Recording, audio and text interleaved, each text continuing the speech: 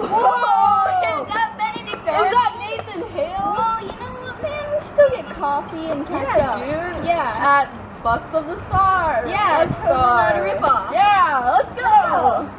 So, Mr. Arnold. Nice to meet you. Nice to meet Again. you. Again. So, I haven't really gotten to know you. Let's start off with, when did you come out of your mother's womb? You see, it was a while ago. It was actually January 14th, 1741. It was back in, Norwich, Connecticut. How about you? Oh, I was born June 6th of 1775 in a town called Coventry in Connecticut. So, what was your early career like? Oh, well, I graduated Yale in 1773, and I got my first teaching job in East Haddam, a small town in Connecticut. I really loved my job, but after a while I got bored, for multiple reasons. One being that I missed the commotion of the active seaport in New Haven, but also I just missed my college friends. So, what was your early life like? Oh, you know, just when I was younger, my two sisters died of the yellow fever, leaving me with my little sister Hannah. I was private schooled, you know, since my dad was always drunk, I'd get bullied, then I'd bully the bullies. Whoa. I know. Later on I became, you know, a courageous cool kid and wanted to help beat the French, right?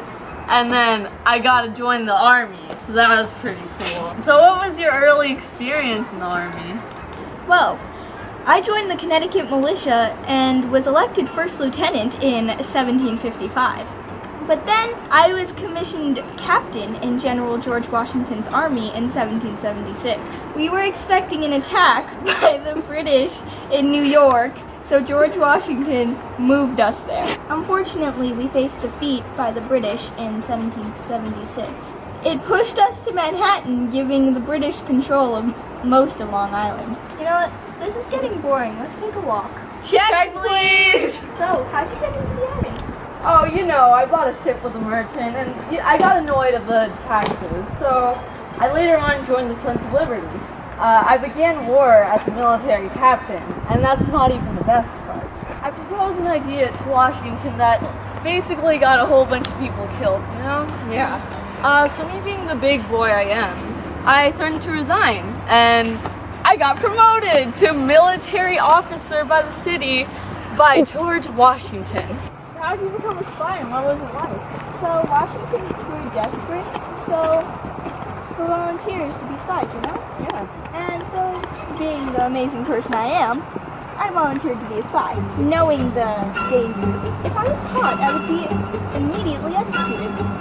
Fun. When I started becoming a spy, I impersonated a teacher looking for work.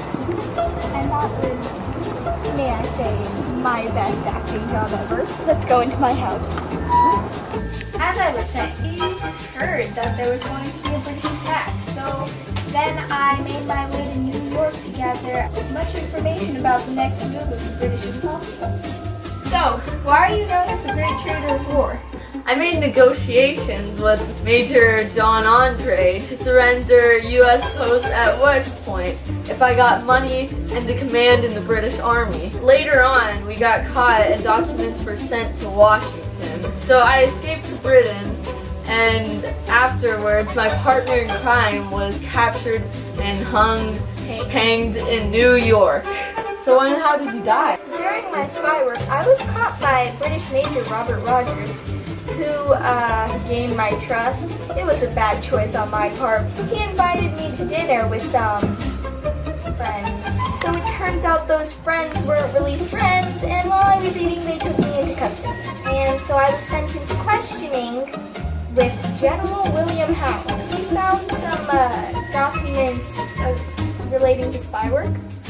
So I was later hanged on September 22nd of 1776. Before death, I made a small speech. I only regret that I have one life to give to my country. So, when and how did you die? Oh, I died June 14, 1801 at St. Mary Church when I was 60. I died from edema, which is the accumulation of liquid in your brain. Basically, my head blew up. Yay! Fine. Wait, so if he died, what are we doing here? Okay, let's go. Okay, see you later. Or Well, anyway, so nice catching up with you. I should get back to my rest. Well, see you later.